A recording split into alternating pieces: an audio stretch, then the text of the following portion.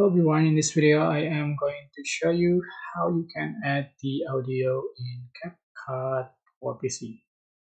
So it's basic tutorial and I think this video is especially for those of you who are using CapCut PC for editing the video for the first time.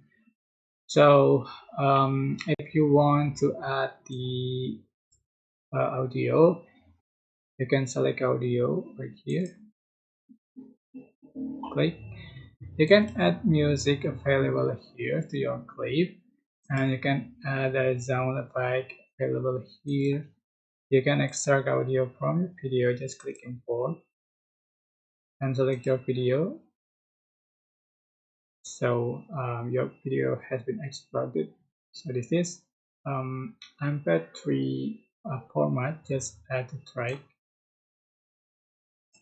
So, and you can also add the audio from TikTok. Just link the TikTok account. Just click on it, and you can also add the voice note. Just click on the record icon, and you can record your voice.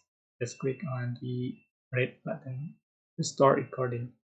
Alright, that's how you can add the audio in CapCut PC. I hope this tutorial was helpful for you guys.